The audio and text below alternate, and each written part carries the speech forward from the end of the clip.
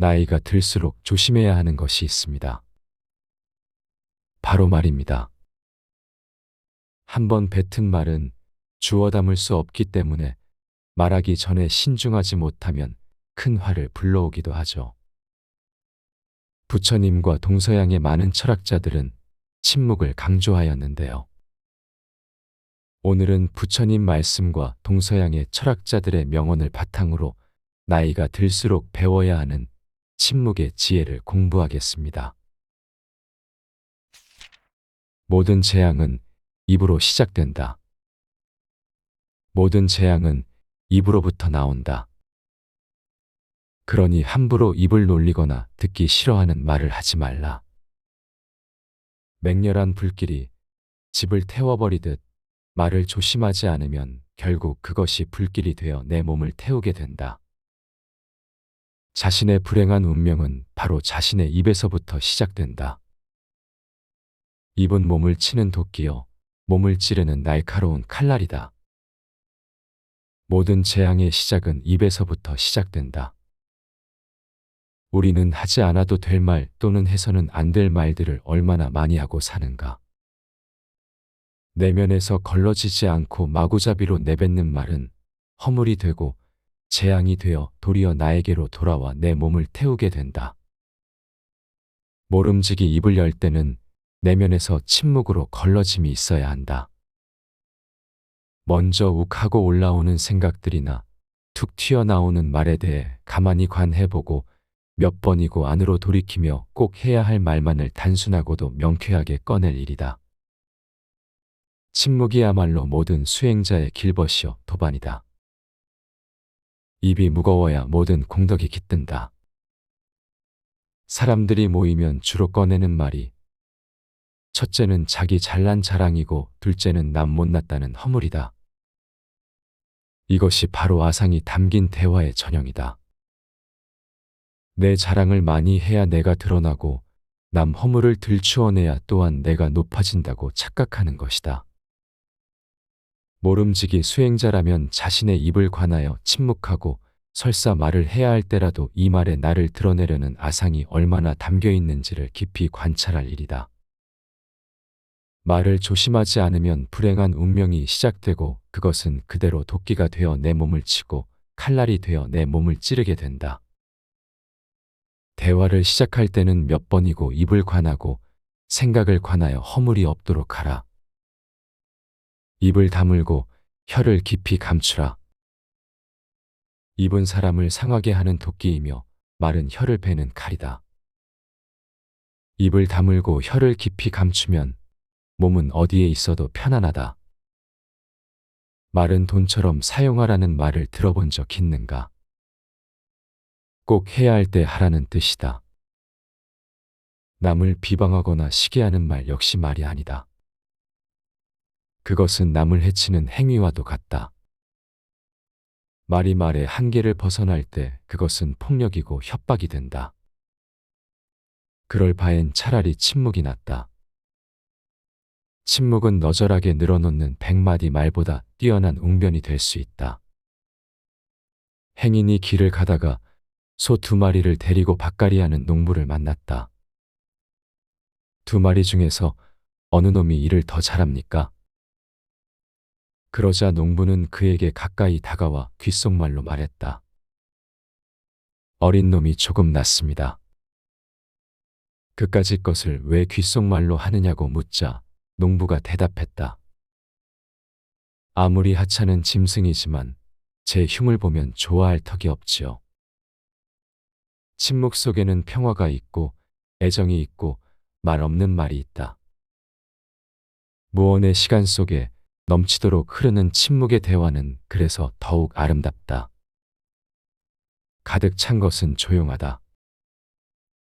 모자라는 것은 소리를 내지만 가득 찬 것은 조용하다.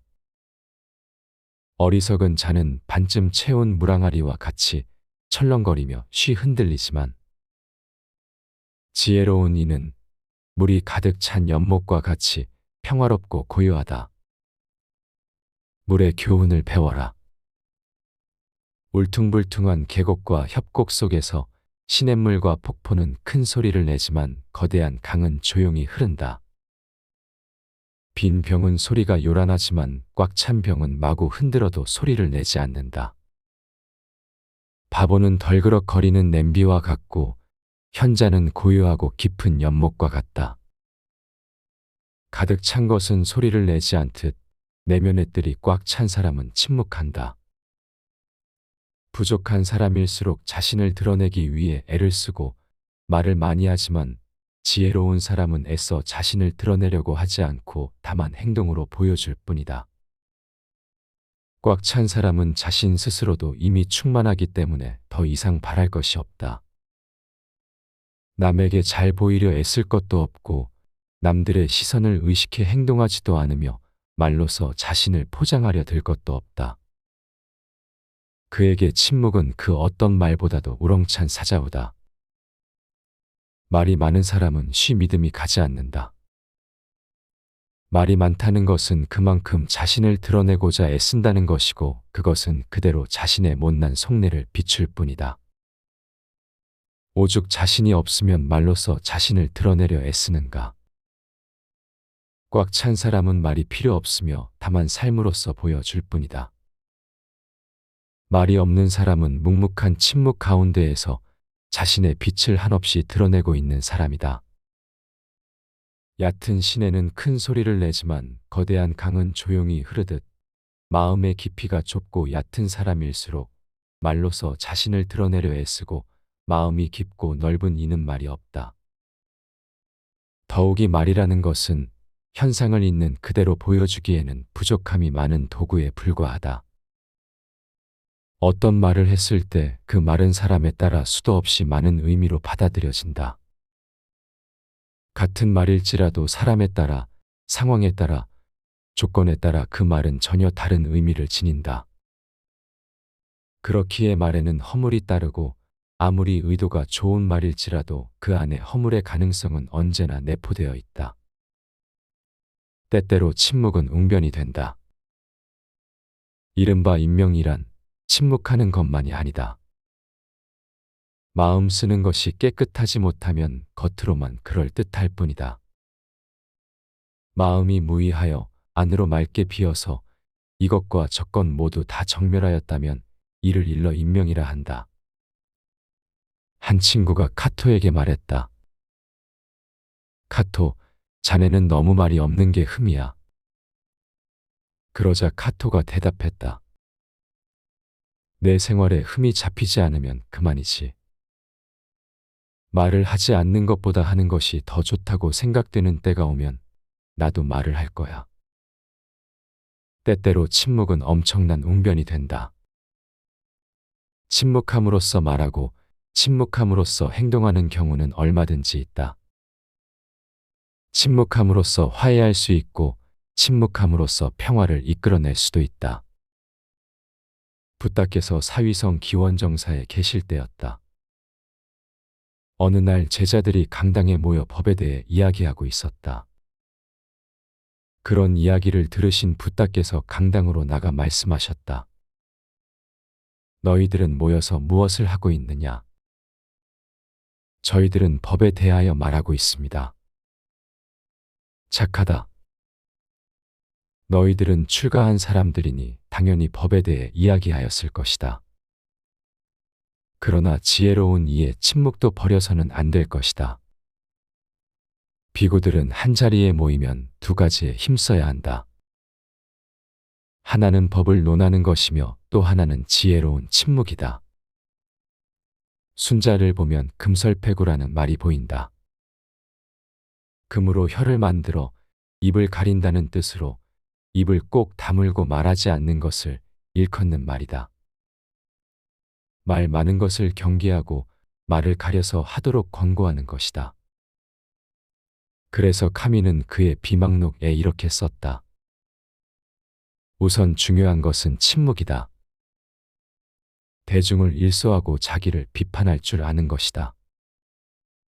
살고자 하는 세심한 의식과 육체의 면밀한 연마 외의 균형을 잡을 것.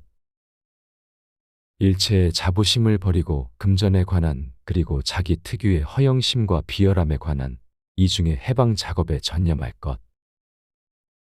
규칙 있게 살 것.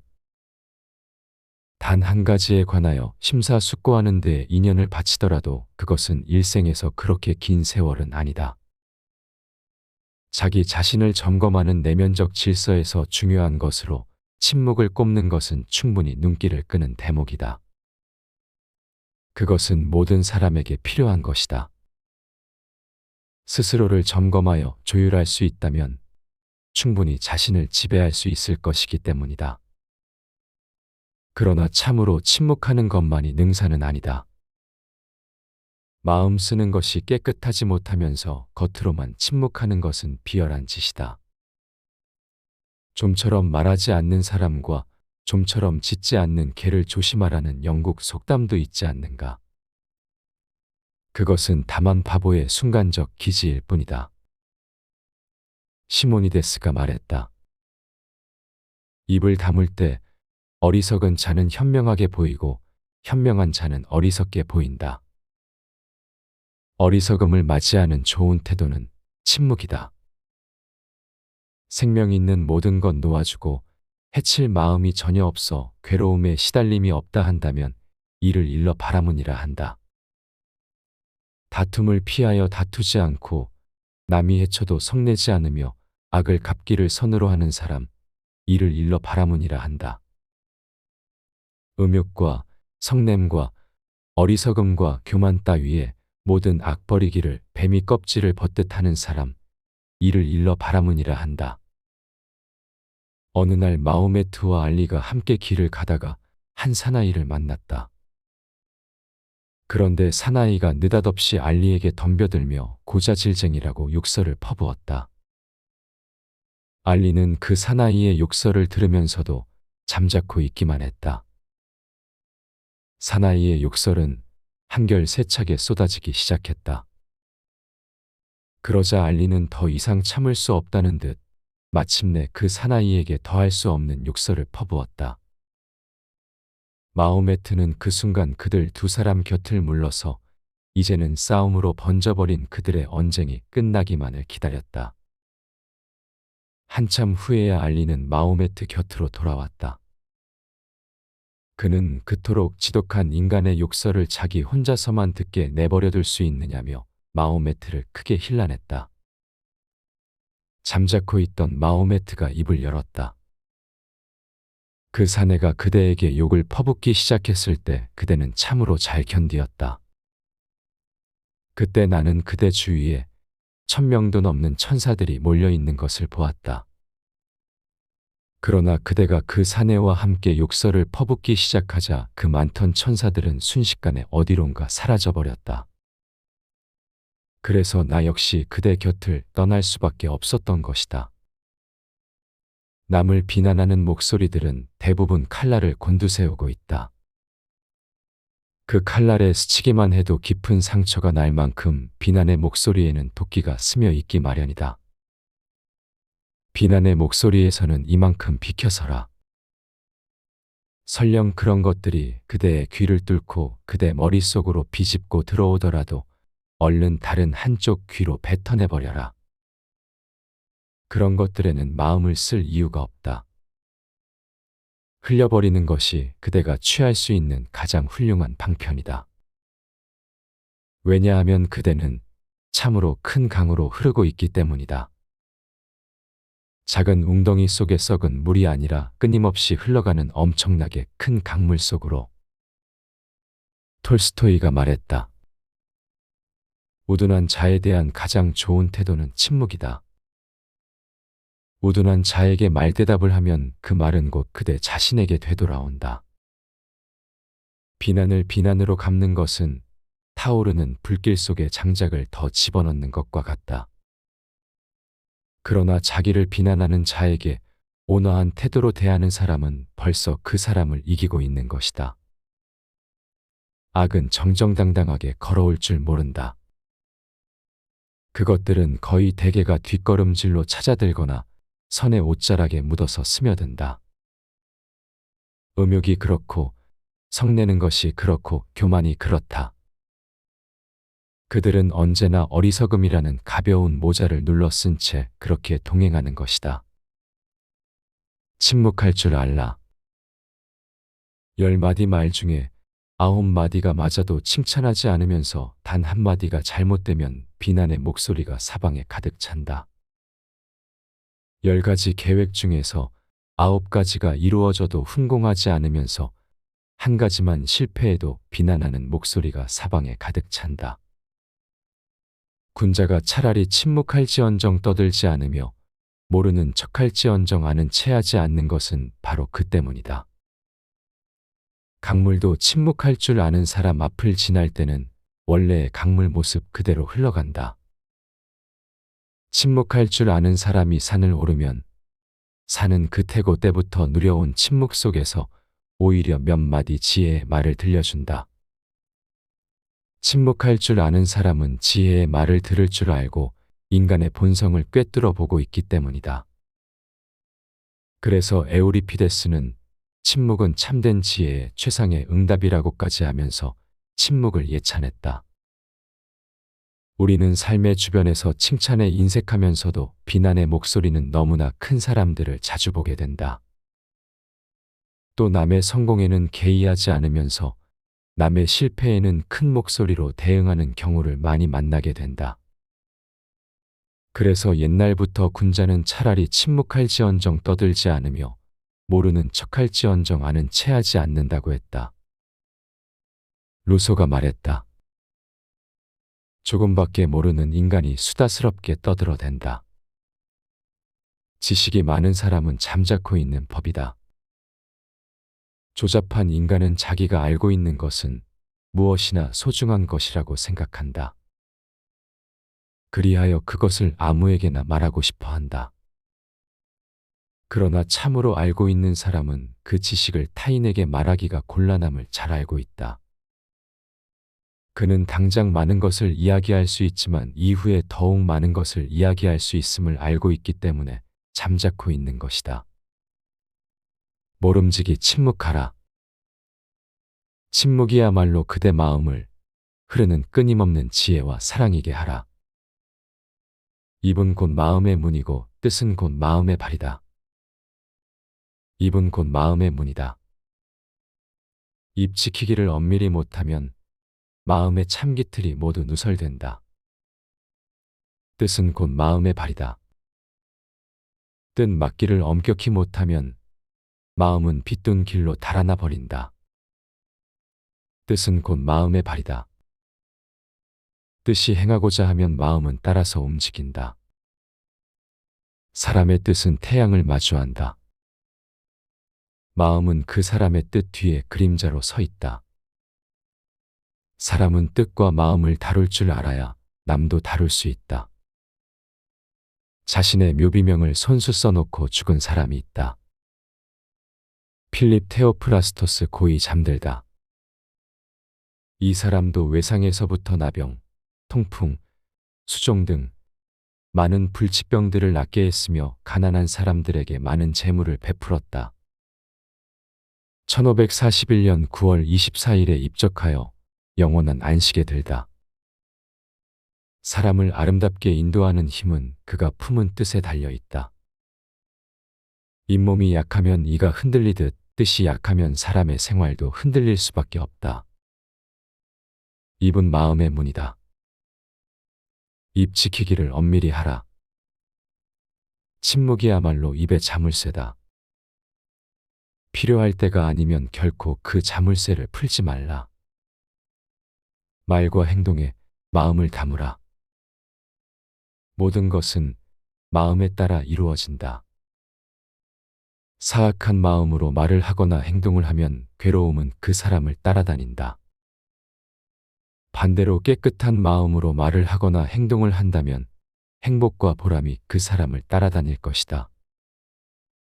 마음이 기본이 되어 말과 행동을 만들어내고 그것은 그대로 업이 되어 내 삶을 만들어간다.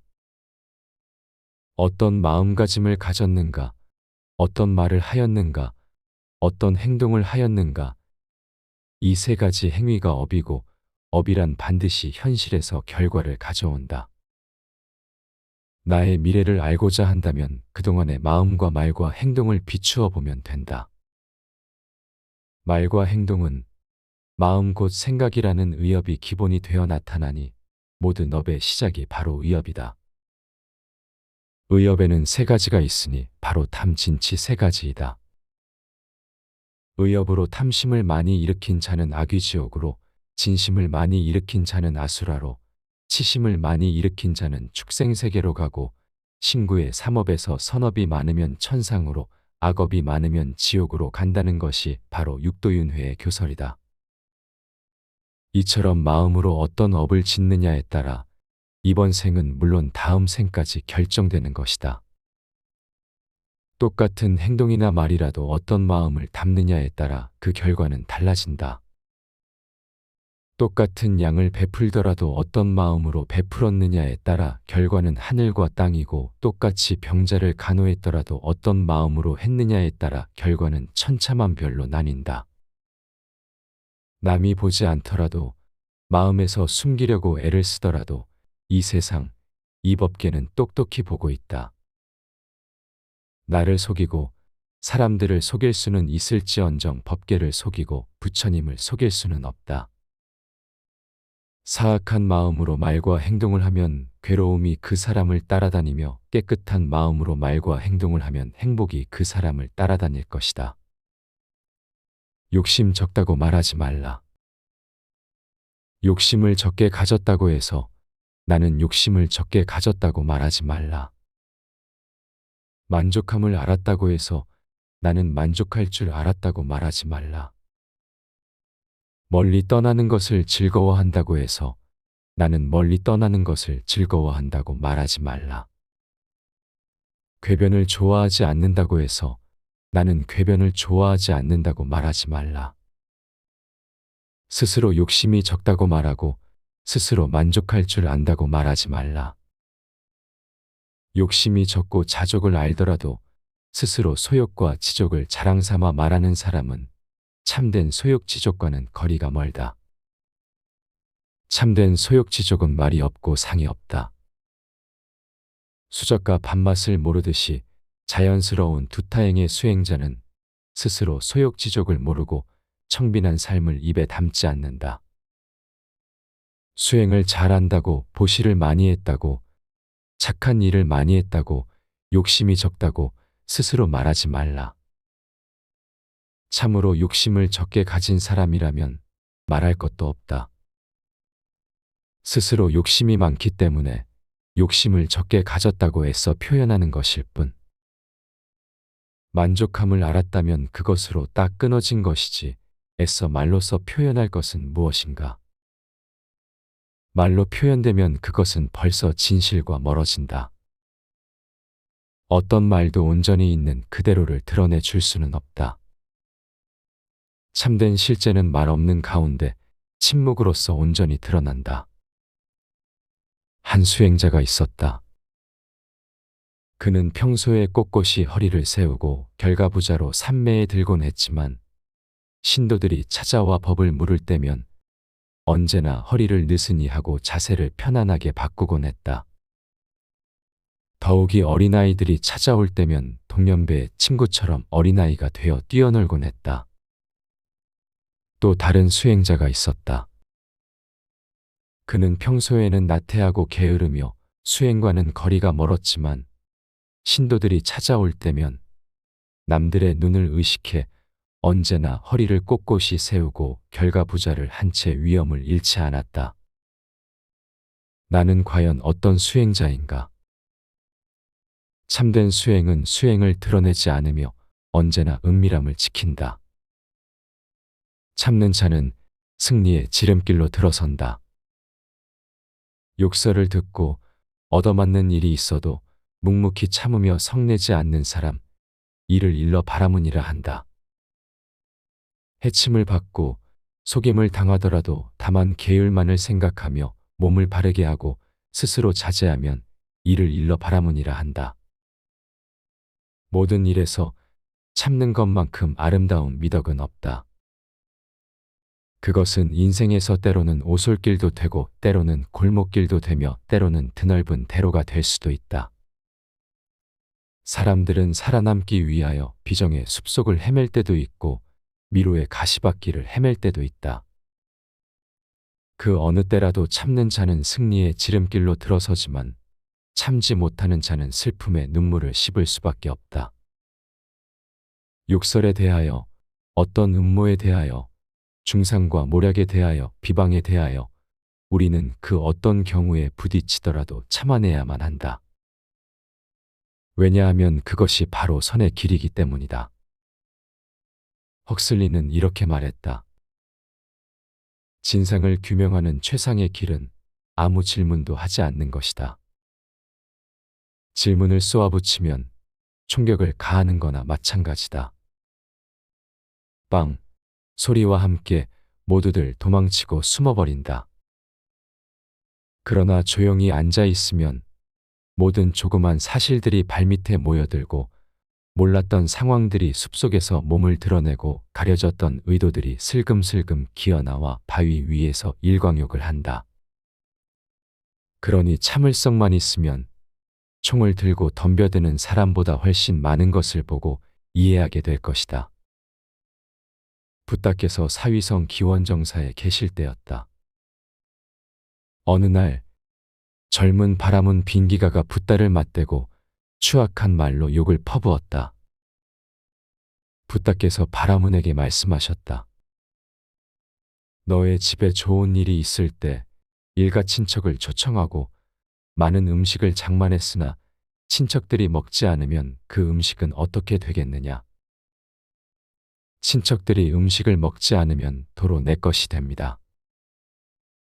내가 지금 나를 맞대어 욕하고 꾸짖었으나 내가 그것을 받지 않는다면 그 험한 말과 욕은 누구에게로 돌아가겠느냐?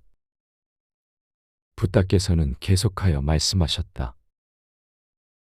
남이 꾸짖으면 나 또한 꾸짖고 남이 성내면 같이 성내고 남이 때리면 같이 때리고 남이 시비하면 같이 시비하는 것은 서로 갚은 것이요 주는 것이다.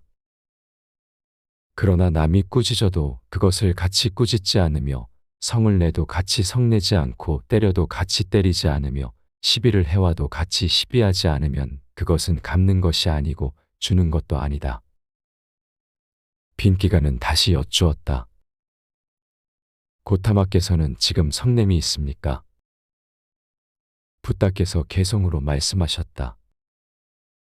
화낼 마음이 없는데 어찌 화가 나겠는가? 바른 생활로 화냄을 항복받고 바른 지혜로서 마음이 걸림없이 자유로우니 지혜로운 이에겐 성냄이 없느니라. 증오를 증오로 갚는 사람 그는 악한 사람이니라. 모든 재앙은 입으로 시작된다. 모든 재앙은 입으로부터 나온다. 그러니 함부로 입을 놀리거나 듣기 싫어하는 말을 하지 말라.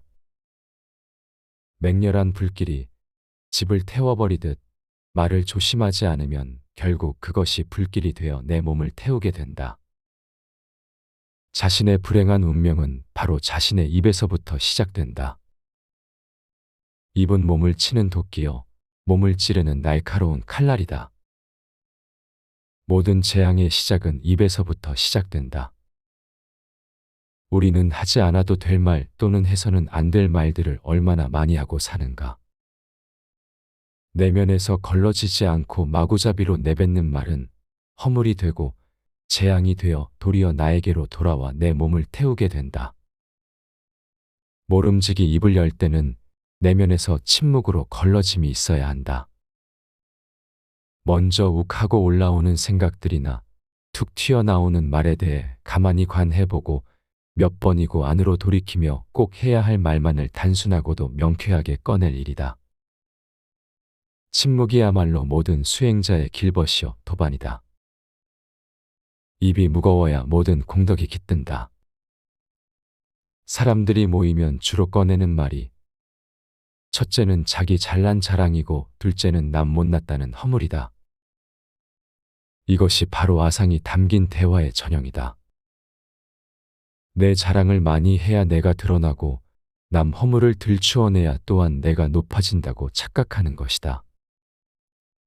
모름지기 수행자라면 자신의 입을 관하여 침묵하고 설사 말을 해야 할 때라도 이 말에 나를 드러내려는 아상이 얼마나 담겨 있는지를 깊이 관찰할 일이다. 말을 조심하지 않으면 불행한 운명이 시작되고 그것은 그대로 도끼가 되어 내 몸을 치고 칼날이 되어 내 몸을 찌르게 된다. 대화를 시작할 때는 몇 번이고 입을 관하고 생각을 관하여 허물이 없도록 하라. 입을 다물고 혀를 깊이 감추라. 입은 사람을 상하게 하는 도끼이며 말은 혀를 베는 칼이다. 입을 다물고 혀를 깊이 감추면 몸은 어디에 있어도 편안하다. 말은 돈처럼 사용하라는 말을 들어본 적 있는가? 꼭 해야 할 때 하라는 뜻이다. 남을 비방하거나 시기하는 말 역시 말이 아니다. 그것은 남을 해치는 행위와도 같다. 말이 말의 한계를 벗어날 때 그것은 폭력이고 협박이 된다. 그럴 바엔 차라리 침묵이 낫다. 침묵은 너절하게 늘어놓는 100마디 말보다 뛰어난 웅변이 될 수 있다. 행인이 길을 가다가 소 2마리를 데리고 밭갈이하는 농부를 만났다. 2마리 중에서 어느 놈이 일을 더 잘합니까? 그러자 농부는 그에게 가까이 다가와 귓속말로 말했다. 어린 놈이 조금 낫습니다. 그까짓 것을 왜 귓속말로 하느냐고 묻자 농부가 대답했다. 아무리 하찮은 짐승이지만 제 흉을 보면 좋아할 턱이 없지요. 침묵 속에는 평화가 있고 애정이 있고 말 없는 말이 있다. 무언의 시간 속에 넘치도록 흐르는 침묵의 대화는 그래서 더욱 아름답다.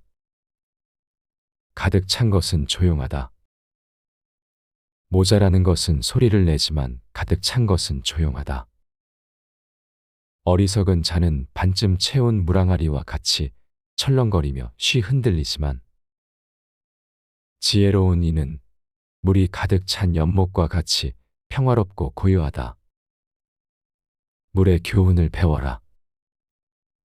울퉁불퉁한 계곡과 협곡 속에서 시냇물과 폭포는 큰 소리를 내지만 거대한 강은 조용히 흐른다. 빈 병은 소리가 요란하지만 꽉 찬 병은 마구 흔들어도 소리를 내지 않는다. 바보는 덜그럭거리는 냄비와 같고 현자는 고요하고 깊은 연못과 같다. 가득 찬 것은 소리를 내지 않듯 내면의 뜰이 꽉 찬 사람은 침묵한다. 부족한 사람일수록 자신을 드러내기 위해 애를 쓰고 말을 많이 하지만 지혜로운 사람은 애써 자신을 드러내려고 하지 않고 다만 행동으로 보여줄 뿐이다. 꽉 찬 사람은 자신 스스로도 이미 충만하기 때문에 더 이상 바랄 것이 없다. 남에게 잘 보이려 애쓸 것도 없고 남들의 시선을 의식해 행동하지도 않으며 말로써 자신을 포장하려 들 것도 없다. 그에게 침묵은 그 어떤 말보다도 우렁찬 사자우다. 말이 많은 사람은 쉬 믿음이 가지 않는다. 말이 많다는 것은 그만큼 자신을 드러내고자 애쓴다는 것이고 그것은 그대로 자신의 못난 속내를 비출 뿐이다. 오죽 자신이 없으면 말로써 자신을 드러내려 애쓰는가. 꽉 찬 사람은 말이 필요 없으며 다만 삶으로써 보여줄 뿐이다. 말이 없는 사람은 묵묵한 침묵 가운데에서 자신의 빛을 한없이 드러내고 있는 사람이다. 얕은 시내는 큰 소리를 내지만 거대한 강은 조용히 흐르듯 마음의 깊이가 좁고 얕은 사람일수록 말로써 자신을 드러내려 애쓰고 마음이 깊고 넓은 이는 말이 없다. 더욱이 말이라는 것은 현상을 있는 그대로 보여주기에는 부족함이 많은 도구에 불과하다. 어떤 말을 했을 때 그 말은 사람에 따라 수도 없이 많은 의미로 받아들여진다. 같은 말일지라도 사람에 따라, 상황에 따라, 조건에 따라 그 말은 전혀 다른 의미를 지닌다.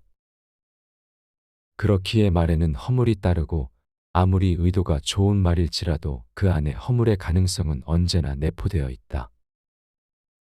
때때로 침묵은 웅변이 된다. 이른바 인명이란 침묵하는 것만이 아니다. 마음 쓰는 것이 깨끗하지 못하면 겉으로만 그럴 듯할 뿐이다. 마음이 무의하여 안으로 맑게 비어서 이것과 저것 모두 다 정멸하였다면 이를 일러 인명이라 한다.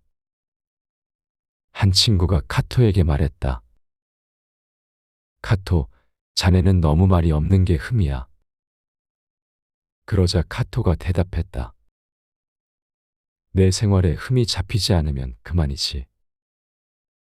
말을 하지 않는 것보다 하는 것이 더 좋다고 생각되는 때가 오면 나도 말을 할 거야. 때때로 침묵은 엄청난 웅변이 된다. 침묵함으로써 말하고 침묵함으로써 행동하는 경우는 얼마든지 있다. 침묵함으로써 화해할 수 있고 침묵함으로써 평화를 이끌어낼 수도 있다. 부다께서 사위성 기원정사에 계실 때였다. 어느 날 제자들이 강당에 모여 법에 대해 이야기하고 있었다. 그런 이야기를 들으신 부다께서 강당으로 나가 말씀하셨다. 너희들은 모여서 무엇을 하고 있느냐? 저희들은 법에 대하여 말하고 있습니다. 착하다. 너희들은 출가한 사람들이니 당연히 법에 대해 이야기하였을 것이다. 그러나 지혜로운 이의 침묵도 버려서는 안 될 것이다. 비구들은 한자리에 모이면 두 가지에 힘써야 한다. 하나는 법을 논하는 것이며 또 하나는 지혜로운 침묵이다. 순자를 보면 금설패구라는 말이 보인다. 금으로 혀를 만들어 입을 가린다는 뜻으로 입을 꼭 다물고 말하지 않는 것을 일컫는 말이다. 말 많은 것을 경계하고 말을 가려서 하도록 권고하는 것이다. 그래서 카미는 그의 비망록에 이렇게 썼다. 우선 중요한 것은 침묵이다. 대중을 일소하고 자기를 비판할 줄 아는 것이다. 살고자 하는 세심한 의식과 육체의 면밀한 연마 외의 균형을 잡을 것. 일체의 자부심을 버리고 금전에 관한 그리고 자기 특유의 허영심과 비열함에 관한 이중의 해방 작업에 전념할 것. 규칙 있게 살 것. 단 한 가지에 관하여 심사숙고하는 데에 인연을 바치더라도 그것은 일생에서 그렇게 긴 세월은 아니다. 자기 자신을 점검하는 내면적 질서에서 중요한 것으로 침묵을 꼽는 것은 충분히 눈길을 끄는 대목이다. 그것은 모든 사람에게 필요한 것이다. 스스로를 점검하여 조율할 수 있다면 충분히 자신을 지배할 수 있을 것이기 때문이다. 그러나 참으로 침묵하는 것만이 능사는 아니다. 마음 쓰는 것이 깨끗하지 못하면서 겉으로만 침묵하는 것은 비열한 짓이다.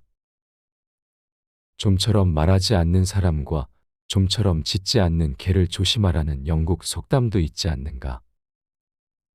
그것은 다만 바보의 순간적 기지일 뿐이다. 시모니데스가 말했다. 입을 다물 때 어리석은 자는 현명하게 보이고 현명한 자는 어리석게 보인다. 어리석음을 맞이하는 좋은 태도는 침묵이다. 생명 있는 모든 것 놓아주고 해칠 마음이 전혀 없어 괴로움에 시달림이 없다 한다면 이를 일러 바라문이라 한다. 다툼을 피하여 다투지 않고 남이 해쳐도 성내지 않으며 악을 갚기를 선으로 하는 사람, 이를 일러 바라문이라 한다. 음욕과 성냄과 어리석음과 교만 따위에 모든 악 버리기를 뱀이 껍질을 벗듯 하는 사람, 이를 일러 바라문이라 한다. 어느 날 마호메트와 알리가 함께 길을 가다가 한 사나이를 만났다. 그런데 사나이가 느닷없이 알리에게 덤벼들며 고자질쟁이라고 욕설을 퍼부었다. 알리는 그 사나이의 욕설을 들으면서도 잠자코 있기만 했다. 사나이의 욕설은 한결 세차게 쏟아지기 시작했다. 그러자 알리는 더 이상 참을 수 없다는 듯 마침내 그 사나이에게 더할 수 없는 욕설을 퍼부었다. 마호메트는 그 순간 그들 두 사람 곁을 물러서 이제는 싸움으로 번져버린 그들의 언쟁이 끝나기만을 기다렸다. 한참 후에야 알리는 마호메트 곁으로 돌아왔다. 그는 그토록 지독한 인간의 욕설을 자기 혼자서만 듣게 내버려둘 수 있느냐며 마호메트를 크게 힐난했다. 잠자코 있던 마호메트가 입을 열었다. 그 사내가 그대에게 욕을 퍼붓기 시작했을 때 그대는 참으로 잘 견디었다. 그때 나는 그대 주위에 1000명도 넘는 천사들이 몰려있는 것을 보았다. 그러나 그대가 그 사내와 함께 욕설을 퍼붓기 시작하자 그 많던 천사들은 순식간에 어디론가 사라져버렸다. 그래서 나 역시 그대 곁을 떠날 수밖에 없었던 것이다. 남을 비난하는 목소리들은 대부분 칼날을 곤두세우고 있다. 그 칼날에 스치기만 해도 깊은 상처가 날 만큼 비난의 목소리에는 도끼가 스며 있기 마련이다. 비난의 목소리에서는 이만큼 비켜서라. 설령 그런 것들이 그대의 귀를 뚫고 그대 머릿속으로 비집고 들어오더라도 얼른 다른 한쪽 귀로 뱉어내버려라. 그런 것들에는 마음을 쓸 이유가 없다. 흘려버리는 것이 그대가 취할 수 있는 가장 훌륭한 방편이다. 왜냐하면 그대는 참으로 큰 강으로 흐르고 있기 때문이다. 작은 웅덩이 속에 썩은 물이 아니라 끊임없이 흘러가는 엄청나게 큰 강물 속으로. 톨스토이가 말했다. 우둔한 자에 대한 가장 좋은 태도는 침묵이다. 우둔한 자에게 말대답을 하면 그 말은 곧 그대 자신에게 되돌아온다. 비난을 비난으로 갚는 것은 타오르는 불길 속에 장작을 더 집어넣는 것과 같다. 그러나 자기를 비난하는 자에게 온화한 태도로 대하는 사람은 벌써 그 사람을 이기고 있는 것이다. 악은 정정당당하게 걸어올 줄 모른다. 그것들은 거의 대개가 뒷걸음질로 찾아들거나 선의 옷자락에 묻어서 스며든다. 음욕이 그렇고 성내는 것이 그렇고 교만이 그렇다. 그들은 언제나 어리석음이라는 가벼운 모자를 눌러 쓴 채 그렇게 동행하는 것이다. 침묵할 줄 알라. 10마디 말 중에 9마디가 맞아도 칭찬하지 않으면서 단 한마디가 잘못되면 비난의 목소리가 사방에 가득 찬다. 10가지 계획 중에서 9가지가 이루어져도 훈공하지 않으면서 한 가지만 실패해도 비난하는 목소리가 사방에 가득 찬다. 군자가 차라리 침묵할지언정 떠들지 않으며 모르는 척할지언정 아는 체하지 않는 것은 바로 그 때문이다. 강물도 침묵할 줄 아는 사람 앞을 지날 때는 원래의 강물 모습 그대로 흘러간다. 침묵할 줄 아는 사람이 산을 오르면 산은 그 태고 때부터 누려온 침묵 속에서 오히려 몇 마디 지혜의 말을 들려준다. 침묵할 줄 아는 사람은 지혜의 말을 들을 줄 알고 인간의 본성을 꿰뚫어 보고 있기 때문이다. 그래서 에우리피데스는 침묵은 참된 지혜의 최상의 응답이라고까지 하면서 침묵을 예찬했다. 우리는 삶의 주변에서 칭찬에 인색하면서도 비난의 목소리는 너무나 큰 사람들을 자주 보게 된다. 또 남의 성공에는 개의하지 않으면서 남의 실패에는 큰 목소리로 대응하는 경우를 많이 만나게 된다. 그래서 옛날부터 군자는 차라리 침묵할지언정 떠들지 않으며 모르는 척할지언정 아는 체하지 않는다고 했다. 루소가 말했다. 조금밖에 모르는 인간이 수다스럽게 떠들어댄다. 지식이 많은 사람은 잠자코 있는 법이다. 조잡한 인간은 자기가 알고 있는 것은 무엇이나 소중한 것이라고 생각한다. 그리하여 그것을 아무에게나 말하고 싶어 한다. 그러나 참으로 알고 있는 사람은 그 지식을 타인에게 말하기가 곤란함을 잘 알고 있다. 그는 당장 많은 것을 이야기할 수 있지만 이후에 더욱 많은 것을 이야기할 수 있음을 알고 있기 때문에 잠자코 있는 것이다. 모름지기 침묵하라. 침묵이야말로 그대 마음을 흐르는 끊임없는 지혜와 사랑이게 하라. 입은 곧 마음의 문이고 뜻은 곧 마음의 발이다. 입은 곧 마음의 문이다. 입 지키기를 엄밀히 못하면 마음의 참기틀이 모두 누설된다. 뜻은 곧 마음의 발이다. 뜻 맞기를 엄격히 못하면 마음은 빗둔 길로 달아나 버린다. 뜻은 곧 마음의 발이다. 뜻이 행하고자 하면 마음은 따라서 움직인다. 사람의 뜻은 태양을 마주한다. 마음은 그 사람의 뜻 뒤에 그림자로 서 있다.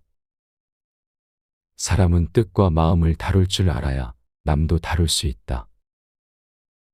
자신의 묘비명을 손수 써놓고 죽은 사람이 있다. 필립 테오프라스토스 고이 잠들다.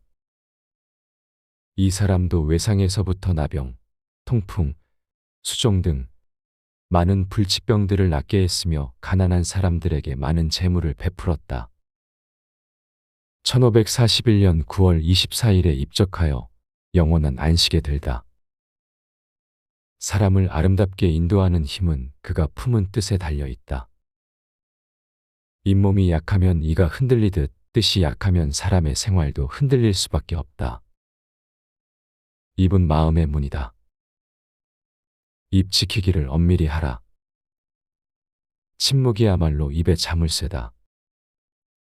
필요할 때가 아니면 결코 그 자물쇠를 풀지 말라. 말과 행동에 마음을 담으라. 모든 것은 마음에 따라 이루어진다.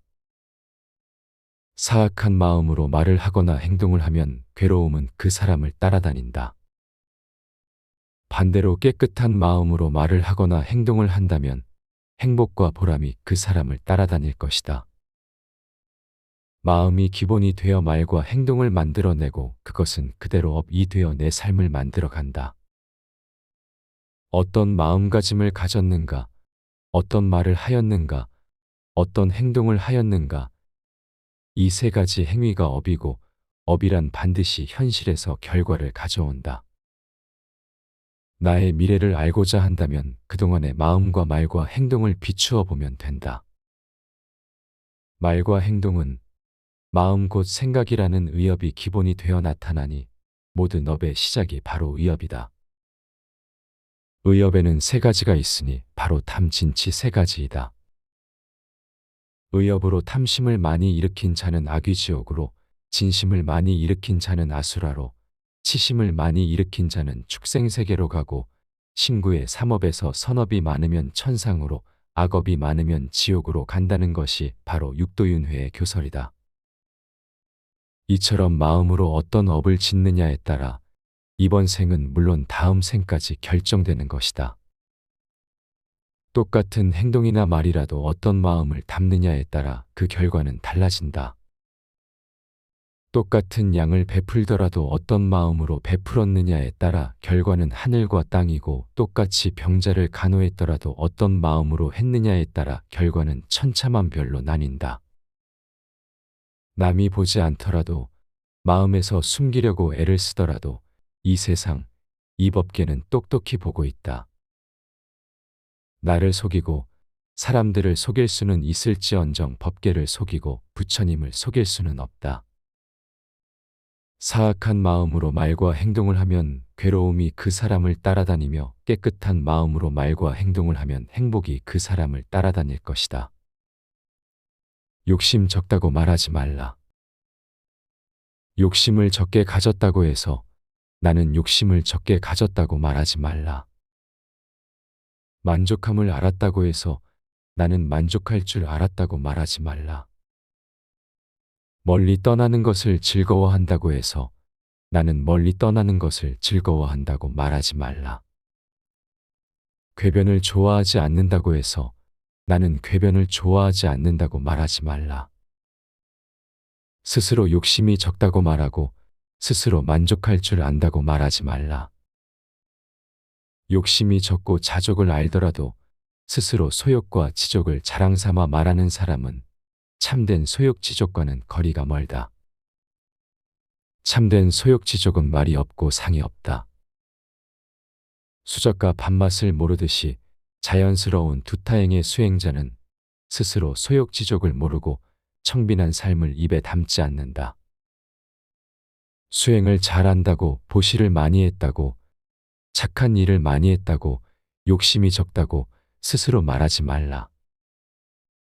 참으로 욕심을 적게 가진 사람이라면 말할 것도 없다. 스스로 욕심이 많기 때문에 욕심을 적게 가졌다고 애써 표현하는 것일 뿐. 만족함을 알았다면 그것으로 딱 끊어진 것이지 애써 말로써 표현할 것은 무엇인가. 말로 표현되면 그것은 벌써 진실과 멀어진다. 어떤 말도 온전히 있는 그대로를 드러내 줄 수는 없다. 참된 실제는 말 없는 가운데 침묵으로서 온전히 드러난다. 한 수행자가 있었다. 그는 평소에 꼿꼿이 허리를 세우고 결가부자로 삼매에 들곤 했지만 신도들이 찾아와 법을 물을 때면 언제나 허리를 느슨히 하고 자세를 편안하게 바꾸곤 했다. 더욱이 어린아이들이 찾아올 때면 동년배의 친구처럼 어린아이가 되어 뛰어놀곤 했다. 또 다른 수행자가 있었다. 그는 평소에는 나태하고 게으르며 수행과는 거리가 멀었지만 신도들이 찾아올 때면 남들의 눈을 의식해 언제나 허리를 꼿꼿이 세우고 결가부자를 한 채 위엄을 잃지 않았다. 나는 과연 어떤 수행자인가? 참된 수행은 수행을 드러내지 않으며 언제나 은밀함을 지킨다. 참는 자는 승리의 지름길로 들어선다. 욕설을 듣고 얻어맞는 일이 있어도 묵묵히 참으며 성내지 않는 사람, 이를 일러 바라문이라 한다. 해침을 받고 속임을 당하더라도 다만 계율만을 생각하며 몸을 바르게 하고 스스로 자제하면 이를 일러 바라문이라 한다. 모든 일에서 참는 것만큼 아름다운 미덕은 없다. 그것은 인생에서 때로는 오솔길도 되고 때로는 골목길도 되며 때로는 드넓은 대로가 될 수도 있다. 사람들은 살아남기 위하여 비정의 숲속을 헤맬 때도 있고 미로의 가시밭길을 헤맬 때도 있다. 그 어느 때라도 참는 자는 승리의 지름길로 들어서지만 참지 못하는 자는 슬픔의 눈물을 씹을 수밖에 없다. 욕설에 대하여, 어떤 음모에 대하여, 중상과 모략에 대하여, 비방에 대하여 우리는 그 어떤 경우에 부딪히더라도 참아내야만 한다. 왜냐하면 그것이 바로 선의 길이기 때문이다. 헉슬리는 이렇게 말했다. 진상을 규명하는 최상의 길은 아무 질문도 하지 않는 것이다. 질문을 쏘아붙이면 총격을 가하는 거나 마찬가지다. 빵! 소리와 함께 모두들 도망치고 숨어버린다.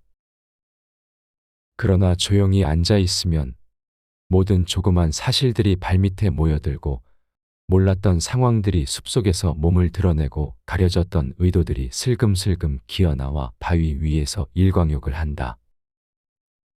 그러니 참을성만 있으면 총을 들고 덤벼드는 사람보다 훨씬 많은 것을 보고 이해하게 될 것이다. 붓다께서 사위성 기원정사에 계실 때였다. 어느 날 젊은 바람은 빈기가가 붓다를 맞대고 추악한 말로 욕을 퍼부었다. 붓다께서 바라문에게 말씀하셨다.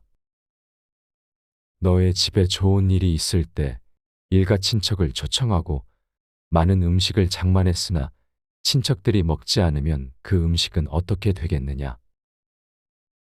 친척들이 음식을 먹지 않으면 도로 내 것이 됩니다. 내가 지금 나를 맞대어 욕하고 꾸짖었으나 내가 그것을 받지 않는다면 그 험한 말과 욕은 누구에게로 돌아가겠느냐? 붓다께서는 계속하여 말씀하셨다. 남이 꾸짖으면 나 또한 꾸짖고, 남이 성내면 같이 성내고, 남이 때리면 같이 때리고, 남이 시비하면 같이 시비하는 것은 서로 갚은 것이요, 주는 것이다. 그러나 남이 꾸짖어도 그것을 같이 꾸짖지 않으며 성을 내도 같이 성내지 않고 때려도 같이 때리지 않으며 시비를 해와도 같이 시비하지 않으면 그것은 갚는 것이 아니고 주는 것도 아니다. 빈기가는 다시 여쭈었다. 고타마께서는 지금 성냄이 있습니까? 붓다께서 개성으로 말씀하셨다. 화낼 마음이 없는데 어찌 화가 나겠는가? 바른 생활로 화냄을 항복받고 바른 지혜로서 마음이 걸림없이 자유로우니 지혜로운 이에겐 성냄이 없느니라. 증오를 증오로 갚는 사람 그는 악한 사람이니라. 모든 재앙은 입으로 시작된다. 모든 재앙은 입으로부터 나온다. 그러니 함부로 입을 놀리거나 듣기 싫어하는 말을 하지 말라. 맹렬한 불길이 집을 태워버리듯 말을 조심하지 않으면 결국 그것이 불길이 되어 내 몸을 태우게 된다. 자신의 불행한 운명은 바로 자신의 입에서부터 시작된다. 입은 몸을 치는 도끼요, 몸을 찌르는 날카로운 칼날이다. 모든 재앙의 시작은 입에서부터 시작된다. 우리는 하지 않아도 될 말 또는 해서는 안 될 말들을 얼마나 많이 하고 사는가. 내면에서 걸러지지 않고 마구잡이로 내뱉는 말은 허물이 되고 재앙이 되어 도리어 나에게로 돌아와 내 몸을 태우게 된다. 모름지기 입을 열 때는 내면에서 침묵으로 걸러짐이 있어야 한다. 먼저 욱하고 올라오는 생각들이나 툭 튀어나오는 말에 대해 가만히 관해보고 몇 번이고 안으로 돌이키며 꼭 해야 할 말만을 단순하고도 명쾌하게 꺼낼 일이다. 침묵이야말로 모든 수행자의 길벗이요 도반이다. 입이 무거워야 모든 공덕이 깃든다. 사람들이 모이면 주로 꺼내는 말이 첫째는 자기 잘난 자랑이고 둘째는 남 못났다는 허물이다. 이것이 바로 아상이 담긴 대화의 전형이다. 내 자랑을 많이 해야 내가 드러나고 남 허물을 들추어내야 또한 내가 높아진다고 착각하는 것이다. 모름지기 수행자라면 자신의 입을 관하여 침묵하고 설사 말을 해야 할 때라도 이 말에 나를 드러내려는 아상이 얼마나 담겨 있는지를 깊이 관찰할 일이다. 말을 조심하지 않으면 불행한 운명이 시작되고 그것은 그대로 도끼가 되어 내 몸을 치고 칼날이 되어 내 몸을 찌르게 된다. 대화를 시작할 때는 몇 번이고 입을 관하고 생각을 관하여 허물이 없도록 하라. 입을 다물고 혀를 깊이 감추라. 입은 사람을 상하게 하는 도끼이며 말은 혀를 베는 칼이다. 입을 다물고 혀를 깊이 감추면 몸은 어디에 있어도 편안하다. 말은 돈처럼 사용하라는 말을 들어본 적 있는가? 꼭 해야 할 때 하라는 뜻이다. 남을 비방하거나 시기하는 말 역시 말이 아니다. 그것은 남을 해치는 행위와도 같다. 말이 말의 한계를 벗어날 때 그것은 폭력이고 협박이 된다. 그럴 바엔 차라리 침묵이 낫다. 침묵은 너절하게 늘어놓는 100마디 말보다 뛰어난 웅변이 될 수 있다. 행인이 길을 가다가 소 2마리를 데리고 밭갈이하는 농부를 만났다. 2마리 중에서 어느 놈이 일을 더 잘합니까? 그러자 농부는 그에게 가까이 다가와 귓속말로 말했다. 어린 놈이 조금 낫습니다. 그까짓 것을 왜 귓속말로 하느냐고 묻자 농부가 대답했다.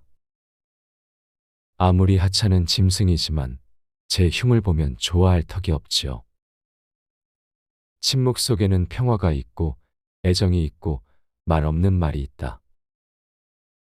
무언의 시간 속에 넘치도록 흐르는 침묵의 대화는 그래서 더욱 아름답다. 가득 찬 것은 조용하다. 모자라는 것은 소리를 내지만 가득 찬 것은 조용하다. 어리석은 자는 반쯤 채운 물항아리와 같이 철렁거리며 쉬 흔들리지만 지혜로운 이는 물이 가득 찬 연못과 같이 평화롭고 고요하다. 물의 교훈을 배워라. 울퉁불퉁한 계곡과 협곡 속에서 시냇물과 폭포는 큰 소리를 내지만 거대한 강은 조용히 흐른다. 빈 병은 소리가 요란하지만 꽉 찬 병은 마구 흔들어도 소리를 내지 않는다. 바보는 덜그럭거리는 냄비와 같고 현자는 고요하고 깊은 연못과 같다. 가득 찬 것은 소리를 내지 않듯 내면의 뜰이 꽉 찬 사람은 침묵한다. 부족한 사람일수록 자신을 드러내기 위해 애를 쓰고 말을 많이 하지만 지혜로운 사람은 애써 자신을 드러내려고 하지 않고 다만 행동으로 보여줄 뿐이다. 꽉 찬 사람은 자신 스스로도 이미 충만하기 때문에 더 이상 바랄 것이 없다. 남에게 잘 보이려 애쓸 것도 없고 남들의 시선을 의식해 행동하지도 않으며 말로써 자신을 포장하려 들 것도 없다. 그에게 침묵은 그 어떤 말보다도 우렁찬 사자우다. 말이 많은 사람은 쉬 믿음이 가지 않는다. 말이 많다는 것은 그만큼 자신을 드러내고자 애쓴다는 것이고 그것은 그대로 자신의 못난 속내를 비출 뿐이다. 오죽 자신이 없으면 말로써 자신을 드러내려 애쓰는가. 꽉 찬 사람은 말이 필요 없으며 다만 삶으로써 보여줄 뿐이다. 말이 없는 사람은 묵묵한 침묵 가운데에서 자신의 빛을 한없이 드러내고 있는 사람이다. 얕은 시내는 큰 소리를 내지만 거대한 강은 조용히 흐르듯 마음의 깊이가 좁고 얕은 사람일수록 말로써 자신을 드러내려 애쓰고 마음이 깊고 넓은 이는 말이 없다. 더욱이 말이라는 것은 현상을 있는 그대로 보여주기에는 부족함이 많은 도구에 불과하다. 어떤 말을 했을 때 그 말은 사람에 따라 수도 없이 많은 의미로 받아들여진다. 같은 말일지라도 사람에 따라, 상황에 따라, 조건에 따라 그 말은 전혀 다른 의미를 지닌다. 그렇기에 말에는 허물이 따르고 아무리 의도가 좋은 말일지라도 그 안에 허물의 가능성은 언제나 내포되어 있다. 때때로 침묵은 웅변이 된다. 이른바 인명이란 침묵하는 것만이 아니다. 마음 쓰는 것이 깨끗하지 못하면 겉으로만 그럴 듯할 뿐이다. 마음이 무의하여 안으로 맑게 비어서 이것과 저것 모두 다 정멸하였다면 이를 일러 인명이라 한다. 한 친구가 카토에게 말했다. 카토, 자네는 너무 말이 없는 게 흠이야. 그러자 카토가 대답했다. 내 생활에 흠이 잡히지 않으면 그만이지. 말을 하지 않는 것보다 하는 것이 더 좋다고 생각되는 때가 오면 나도 말을 할 거야. 때때로 침묵은 엄청난 웅변이 된다. 침묵함으로써 말하고 침묵함으로써 행동하는 경우는 얼마든지 있다. 침묵함으로써 화해할 수 있고 침묵함으로써 평화를 이끌어낼 수도 있다. 붓다께서 사위성 기원정사에 계실 때였다. 어느 날 제자들이 강당에 모여 법에 대해 이야기하고 있었다. 그런 이야기를 들으신 붓다께서 강당으로 나가 말씀하셨다. 너희들은 모여서 무엇을 하고 있느냐? 저희들은 법에 대하여 말하고 있습니다. 착하다. 너희들은 출가한 사람들이니 당연히 법에 대해 이야기하였을 것이다. 그러나 지혜로운 이의 침묵도 버려서는 안 될 것이다. 비구들은 한자리에 모이면 두 가지에 힘써야 한다. 하나는 법을 논하는 것이며 또 하나는 지혜로운 침묵이다. 순자를 보면 금설패구라는 말이 보인다. 금으로 혀를 만들어 입을 가린다는 뜻으로 입을 꼭 다물고 말하지 않는 것을 일컫는 말이다. 말 많은 것을 경계하고 말을 가려서 하도록 권고하는 것이다. 그래서 카미는 그의 비망록에 이렇게 썼다. 우선 중요한 것은 침묵이다. 대중을 일소하고 자기를 비판할 줄 아는 것이다. 살고자 하는 세심한 의식과 육체의 면밀한 연마 외의 균형을 잡을 것. 일체의 자부심을 버리고 금전에 관한 그리고 자기 특유의 허영심과 비열함에 관한 이중의 해방 작업에 전념할 것. 규칙 있게 살 것. 단 한 가지에 관하여 심사숙고하는 데 인연을 바치더라도 그것은 일생에서 그렇게 긴 세월은 아니다. 자기 자신을 점검하는 내면적 질서에서 중요한 것으로 침묵을 꼽는 것은 충분히 눈길을 끄는 대목이다. 그것은 모든 사람에게 필요한 것이다. 스스로를 점검하여 조율할 수 있다면 충분히 자신을 지배할 수 있을 것이기 때문이다. 그러나 참으로 침묵하는 것만이 능사는 아니다. 마음 쓰는 것이 깨끗하지 못하면서 겉으로만 침묵하는 것은 비열한 짓이다. 좀처럼 말하지 않는 사람과 좀처럼 짖지 않는 개를 조심하라는 영국 속담도 있지 않는가. 그것은 다만 바보의 순간적 기지일 뿐이다. 시모니데스가 말했다. 입을 다물 때 어리석은 자는 현명하게 보이고 현명한 자는 어리석게 보인다. 어리석음을 맞이하는 좋은 태도는 침묵이다. 생명 있는 모든 것 놓아주고 해칠 마음이 전혀 없어 괴로움에 시달림이 없다 한다면 이를 일러 바라문이라 한다. 다툼을 피하여 다투지 않고 남이 해쳐도 성내지 않으며 악을 갚기를 선으로 하는 사람, 이를 일러 바라문이라 한다. 음욕과 성냄과 어리석음과 교만 따위에 모든 악 버리기를 뱀이 껍질을 벗듯 하는 사람, 이를 일러 바라문이라 한다. 어느 날 마호메트와 알리가 함께 길을 가다가 한 사나이를 만났다. 그런데 사나이가 느닷없이 알리에게 덤벼들며 고자질쟁이라고 욕설을 퍼부었다. 알리는 그 사나이의 욕설을 들으면서도 잠자코 있기만 했다. 사나이의 욕설은 한결 세차게 쏟아지기 시작했다. 그러자 알리는 더 이상 참을 수 없다는 듯 마침내 그 사나이에게 더할 수 없는 욕설을 퍼부었다. 마호메트는 그 순간 그들 두 사람 곁을 물러서 이제는 싸움으로 번져버린 그들의 언쟁이 끝나기만을 기다렸다. 한참 후에야 알리는 마호메트 곁으로 돌아왔다. 그는 그토록 지독한 인간의 욕설을 자기 혼자서만 듣게 내버려둘 수 있느냐며 마호메트를 크게 힐난했다. 잠자코 있던 마호메트가 입을 열었다. 그 사내가 그대에게 욕을 퍼붓기 시작했을 때 그대는 참으로 잘 견디었다. 그때 나는 그대 주위에 1000명도 넘는 천사들이 몰려있는 것을 보았다. 그러나 그대가 그 사내와 함께 욕설을 퍼붓기 시작하자 그 많던 천사들은 순식간에 어디론가 사라져버렸다. 그래서 나 역시 그대 곁을 떠날 수밖에 없었던 것이다. 남을 비난하는 목소리들은 대부분 칼날을 곤두세우고 있다. 그 칼날에 스치기만 해도 깊은 상처가 날 만큼 비난의 목소리에는 도끼가 스며 있기 마련이다. 비난의 목소리에서는 이만큼 비켜서라. 설령 그런 것들이 그대의 귀를 뚫고 그대 머릿속으로 비집고 들어오더라도 얼른 다른 한쪽 귀로 뱉어내버려라. 그런 것들에는 마음을 쓸 이유가 없다.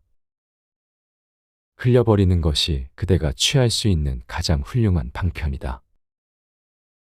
왜냐하면 그대는 참으로 큰 강으로 흐르고 있기 때문이다. 작은 웅덩이 속에 썩은 물이 아니라 끊임없이 흘러가는 엄청나게 큰 강물 속으로. 톨스토이가 말했다. 우둔한 자에 대한 가장 좋은 태도는 침묵이다. 우둔한 자에게 말대답을 하면 그 말은 곧 그대 자신에게 되돌아온다. 비난을 비난으로 갚는 것은 타오르는 불길 속에 장작을 더 집어넣는 것과 같다. 그러나 자기를 비난하는 자에게 온화한 태도로 대하는 사람은 벌써 그 사람을 이기고 있는 것이다. 악은 정정당당하게 걸어올 줄 모른다.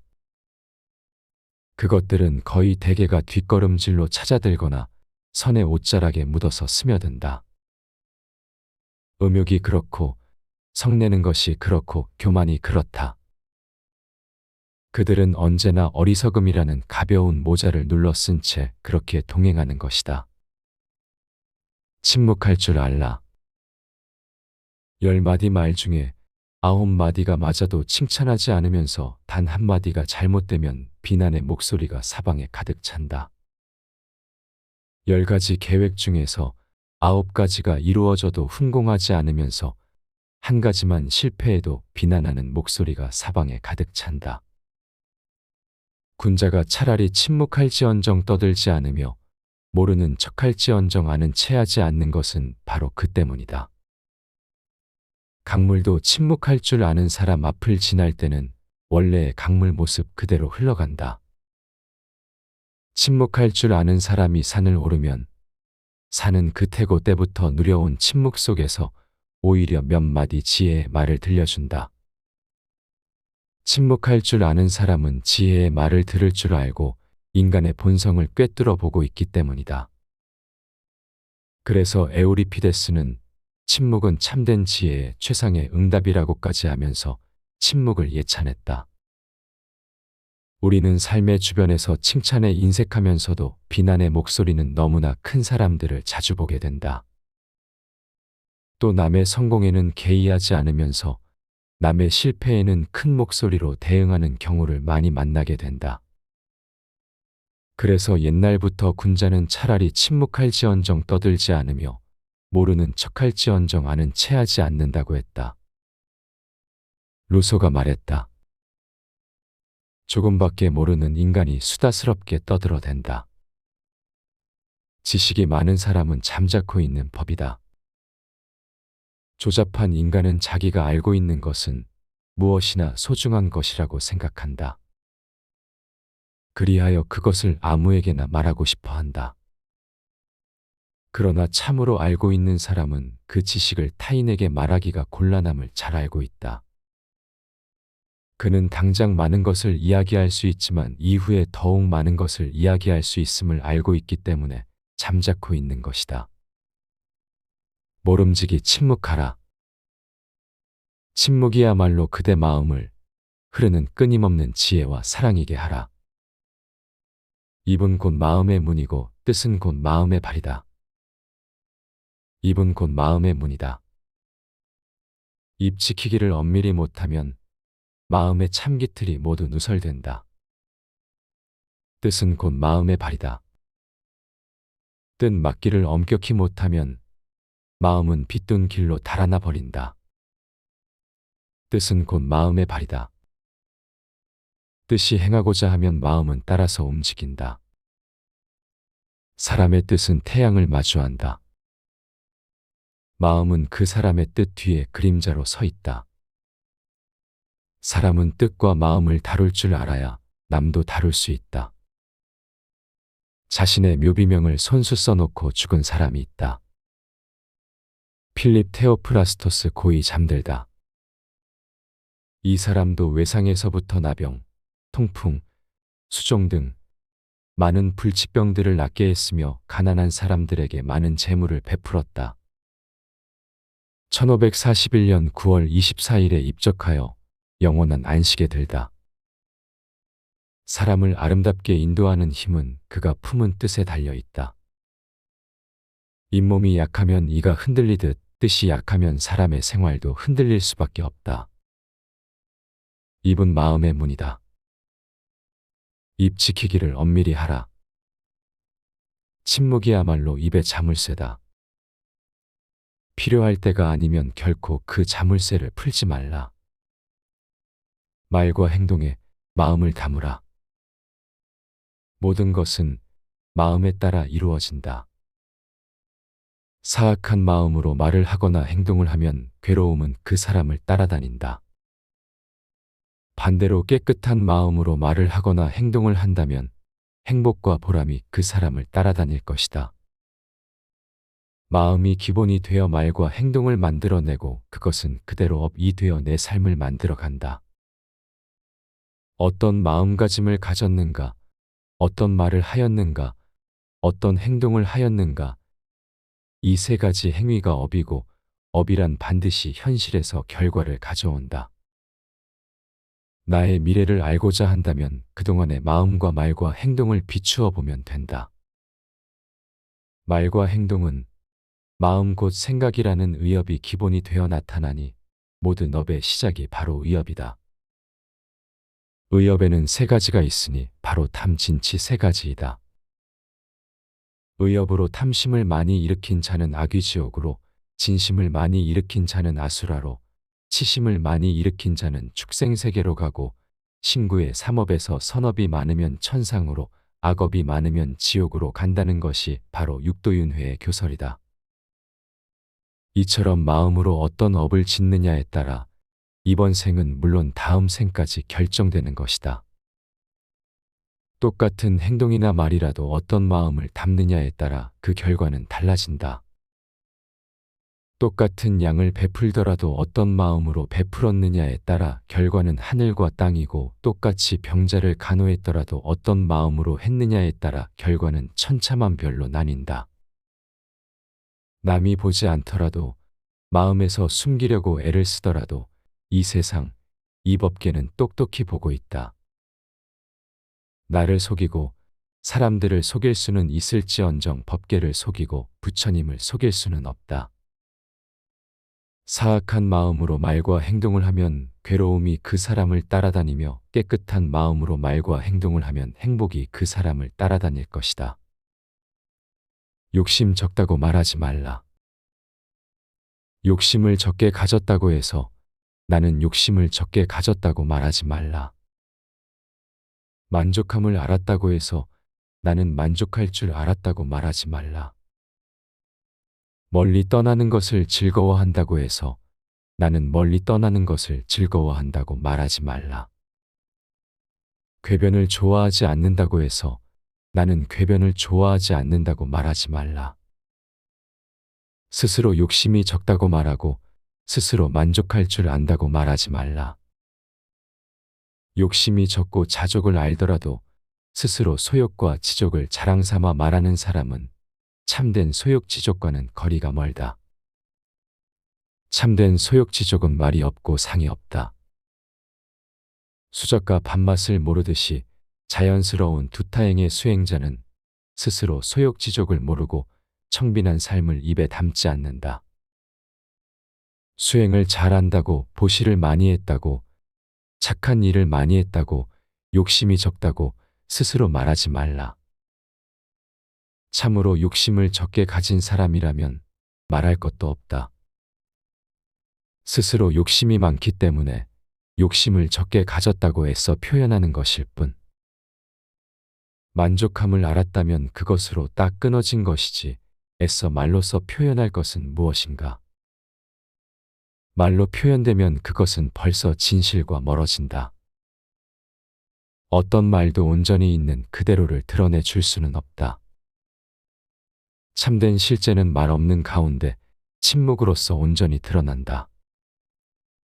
한 수행자가 있었다. 그는 평소에 꼿꼿이 허리를 세우고 결가부자로 삼매에 들곤 했지만 신도들이 찾아와 법을 물을 때면 언제나 허리를 느슨히 하고 자세를 편안하게 바꾸곤 했다. 더욱이 어린아이들이 찾아올 때면 동년배의 친구처럼 어린아이가 되어 뛰어놀곤 했다. 또 다른 수행자가 있었다. 그는 평소에는 나태하고 게으르며 수행과는 거리가 멀었지만 신도들이 찾아올 때면 남들의 눈을 의식해 언제나 허리를 꼿꼿이 세우고 결가부자를 한 채 위엄을 잃지 않았다. 나는 과연 어떤 수행자인가? 참된 수행은 수행을 드러내지 않으며 언제나 은밀함을 지킨다. 참는 자는 승리의 지름길로 들어선다. 욕설을 듣고 얻어맞는 일이 있어도 묵묵히 참으며 성내지 않는 사람, 이를 일러 바라문이라 한다. 해침을 받고 속임을 당하더라도 다만 계율만을 생각하며 몸을 바르게 하고 스스로 자제하면 이를 일러 바라문이라 한다. 모든 일에서 참는 것만큼 아름다운 미덕은 없다. 그것은 인생에서 때로는 오솔길도 되고 때로는 골목길도 되며 때로는 드넓은 대로가 될 수도 있다. 사람들은 살아남기 위하여 비정의 숲속을 헤맬 때도 있고 미로의 가시밭길을 헤맬 때도 있다. 그 어느 때라도 참는 자는 승리의 지름길로 들어서지만 참지 못하는 자는 슬픔의 눈물을 씹을 수밖에 없다. 욕설에 대하여, 어떤 음모에 대하여, 중상과 모략에 대하여, 비방에 대하여 우리는 그 어떤 경우에 부딪히더라도 참아내야만 한다. 왜냐하면 그것이 바로 선의 길이기 때문이다. 헉슬리는 이렇게 말했다. 진상을 규명하는 최상의 길은 아무 질문도 하지 않는 것이다. 질문을 쏘아붙이면 총격을 가하는 거나 마찬가지다. 빵! 소리와 함께 모두들 도망치고 숨어버린다. 그러나 조용히 앉아 있으면 모든 조그만 사실들이 발밑에 모여들고 몰랐던 상황들이 숲속에서 몸을 드러내고 가려졌던 의도들이 슬금슬금 기어나와 바위 위에서 일광욕을 한다. 그러니 참을성만 있으면 총을 들고 덤벼드는 사람보다 훨씬 많은 것을 보고 이해하게 될 것이다. 붓다께서 사위성 기원정사에 계실 때였다. 어느 날 젊은 바람은 빈기가가 붓다를 맞대고 추악한 말로 욕을 퍼부었다. 붓다께서 바라문에게 말씀하셨다. 너의 집에 좋은 일이 있을 때 일가 친척을 초청하고 많은 음식을 장만했으나 친척들이 먹지 않으면 그 음식은 어떻게 되겠느냐? 친척들이 음식을 먹지 않으면 도로 내 것이 됩니다. 내가 지금 나를 맞대어 욕하고 꾸짖었으나 내가 그것을 받지 않는다면 그 험한 말과 욕은 누구에게로 돌아가겠느냐? 붓다께서는 계속하여 말씀하셨다. 남이 꾸짖으면 나 또한 꾸짖고 남이 성내면 같이 성내고 남이 때리면 같이 때리고 남이 시비하면 같이 시비하는 것은 서로 갚은 것이요 주는 것이다. 그러나 남이 꾸짖어도 그것을 같이 꾸짖지 않으며 성을 내도 같이 성내지 않고 때려도 같이 때리지 않으며 시비를 해와도 같이 시비하지 않으면 그것은 갚는 것이 아니고 주는 것도 아니다. 빈기가는 다시 여쭈었다. 고타마께서는 지금 성냄이 있습니까?